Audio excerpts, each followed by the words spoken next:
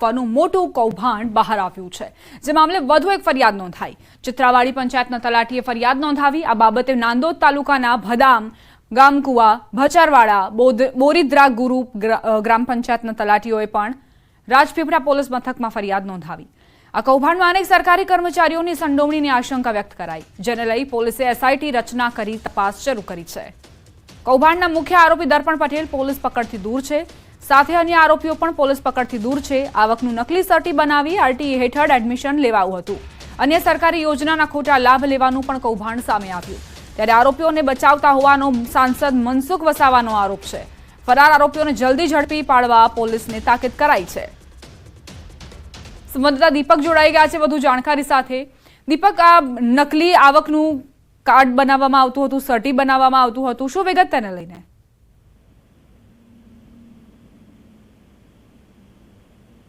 જી દીપક,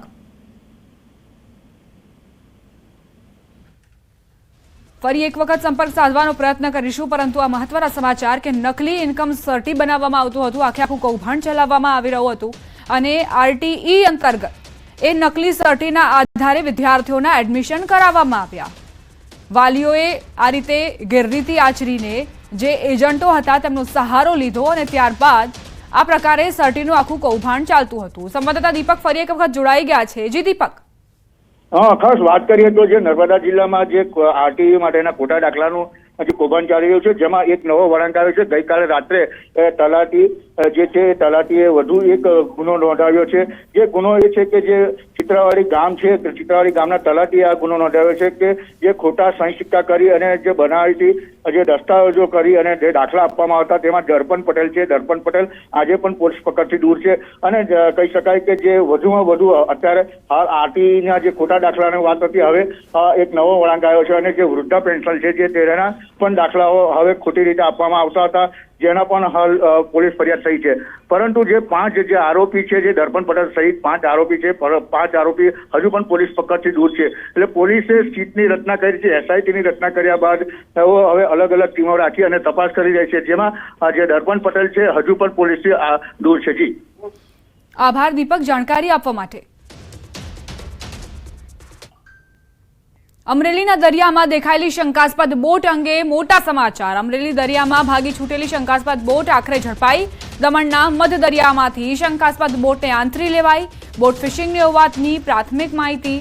કોસ્ટગાર્ડના helicopter મારફતે બોટને આંતરી લેવાઈ। બોટમાં સવાર લોકોને રાઉન્ડ અપ કરાયા। કોસ્ટગાર્ડે બોટ અંગે તપાસ હાથ ધરી। બોટમાં રહેલા લોકો કોણ છે તે અંગે કોઈ સ્પષ્ટતા નથી। ગઈકાલે અમરેલીના જાફરાબાદ દરિયામાંથી 22 નોટિકલ માઇલ દૂર અજાણી બોટની ગતિવિધિથી સુરક્ષા એજન્સીઓ સતર્ક થઈ હતી। પહેલા માછીમારોએ બોટને રોકવાનો પ્રયાસ કર્યો, પરંતુ શંકાસ્પદ બોટ ભાગી છૂટી હતી, જે બાદ કોસ્ટગાર્ડે હેલિકોપ્ટરની મદદથી બોટની શોધ શરૂ કરી હતી। આ બોટમાં કોણ લોકો સવાર હતા અને તેમનો શું હેતુ હતો તે અંગે તપાસ યથાવત છે। દરિયામાં શંકાસ્પદ બોટ અંગે મહત્વનું નિવેદન। ગૃહ રાજ્યમંત્રી હર્ષ સંઘવીએ મહત્વનું નિવેદન આપ્યું। શંકાસ્પદ બોટ મુંબઈની હોવાનું ખુલ્યું। શંકાસ્પદ બોટ અંગે પોલીસે તપાસ શરૂ કરી। બપોરે ગુજરાત પોલીસ બોટ અંગે પત્રકાર પરિષદ યોજી માહિતી આપશે। એ બાબતે સંપૂર્ણ માહિતી ગુજરાત પોલીસ દ્વારા આજે બપોરે આપને આપવામાં આવશે। એમાં એ જે બોટ છે, ખાલી હું આપને જણાવી લઉં, એ મુંબઈની બોટ છે અને એની સંપૂર્ણ તપાસ થઈ ગઈ છે, પોલીસ દ્વારા આપને આપવામાં આવશે। પોરબંદર મદદનીશ મત્સ્યોદ્યોગ નિયામક કચેરી દ્વારા માછીમારોને સૂચના। રાષ્ટ્રીય સુરક્ષાને લઈને પ્રવર્તમાન સ્થિતિને જોતા નિર્ણય લેવાયો। માછીમારી માટે ગયેલ તમામ બોટને તાત્કાલિક ધોરણે પરત ફરવા સૂચના આપવામાં આવી। મદદનીશ મત્સ્યોદ્યોગ નિયામક કચેરી દ્વારા પરિપત્ર કરી જાણ કરવામાં આવી। અન્ય સૂચના ન મળે ત્યાં સુધી માછીમારી માટે ન જવા જાણ કરાઈ। માછીમારી કરી પરત ફરેલ બોટના માલિકોએ ટોકન સિસ્ટમમાં રિટર્ન એન્ટ્રી કરવા સૂચના આપી છે। જીપીએસસીની પરીક્ષામાં એસસી એસટી અને ઓપન કેટેગરીના વિદ્યાર્થીઓને પાસ અને નાપાસને લઈ વિવાદ ચાલી રહ્યો છે। ત્યારે અક્ષર એકેડમીના ડાયરેક્ટર બીસી રાઠોડે કહ્યું કે આ મુદ્દો પાસ નાપાસનો નથી। રિઝર્વ કેટેગરીના વિદ્યાર્થીઓને ઓપન કેટેગરીમાં જતા રોકવા માટે ગુણ ઓછા મૂકવામાં આવ્યા છે। 38 માંથી 10 જણા જ ઓપન મેરિટમાં મૂક્યા। એનું કારણ એ કે ત્યાં 11 જણને 50 થી ઓછા માર્ક્સ આપ્યા। પ્રિલામના જે 20 વિદ્યાર્થીઓ છે એમાંથી 13 વિદ્યાર્થીઓ જનરલ મેરિટમાં ગયા. કારણ એ છે કે એમના 400થી ઓછા ગુણ હતા, છતાં એમને 72થી વધારે ગુણ આપ્યા. અમદાવાદ પોલીસ લાઇનમાં પોલીસ કર્મીના બાળકો માટે સમર કેમ્પનું આયોજન. માધુપુરા પોલીસ લાઇન ખાતે ગૃહ રાજ્યમંત્રી હર્ષ સંઘવીએ સમર કેમ્પની મુલાકાત લીધી. બાળકો મોબાઈલના બદલે રમતગમતમાં વ્યસ્ત રહે તે માટે સમર કેમ્પ યોજવામાં આવ્યો છે. अहमदाबाद पुलिस द्वारा पिछले साल से शहर के सभी बच्चों के लिए समर कैंप के आयोजन के माध्यम से ये बच्चे gadgets, social media, mobile games से बाहर आके મુખ્યમંત્રી ભૂપેન્દ્રભાઈ પટેલ વિસનગર પહોંચ્યા. તામ્રનગરી વિસનગરમાં 423 કરોડના કામોનું ખાતમુહૂર્ત કરાશે. 495 કરોડના વિકાસલક્ષી પ્રકલ્પોની ભેટ અપાશે. 72 કરોડના કામોનું લોકાર્પણ સીએમના હસ્તે થશે. ઋષિકેશ પટેલ અને જગદીશ વિશ્વકર્મા પણ ઉપસ્થિત. વિસનગર સિવિલ, તાલુકા પંચાયત, નગરપાલિકાની નવીન બિલ્ડિંગનું લોકાર્પણ કરાશે. કેરી રસિયાઓ ઉત્તમ સ્વાદ, સુગંધ અને રસદાર કેસર કેરી માટે તાલાલા તરફ દોટ મૂકતા હોય છે, પરંતુ આજે અમે આપને એક એવા વિસ્તારની કેરીની વાત કરવાના છીએ જે તાલાલાની પ્રખ્યાત કેરીને ટક્કર મારે છે. અમરેલી જિલ્લાના ઝર અને મોરઝર ગામની કેસર કેરીએ કેરી રસિયાઓને આકર્ષ્યા છે. ધારી તાલુકાના ઝર અને મોરઝર ગામમાં કેસર કેરીનું ઉત્પાદન વર્ષોથી થાય છે, પરંતુ છેલ્લા 2-4 વર્ષથી કેસર કેરીના રસિકોને અહીંની કેરીનો સ્વાદ દાઢે વળગ્યો છે. અહીં લોકો દૂર દૂરથી કેસર કેરી ખરીદવા છેક બગીચા સુધી પહોંચે છે. કેસર કેરીનું નામ પડે એટલે તાલાળા યાદ આવે, પરંતુ હવે એવું નથી. કેસર કેરીનો ઓરિજિનલ ટેસ્ટ લેવો હોય તો અમરેલી જિલ્લાના ધારી તાલુકાના ઝર અને મોરજરની કેસર કેરી ખાવી પડે.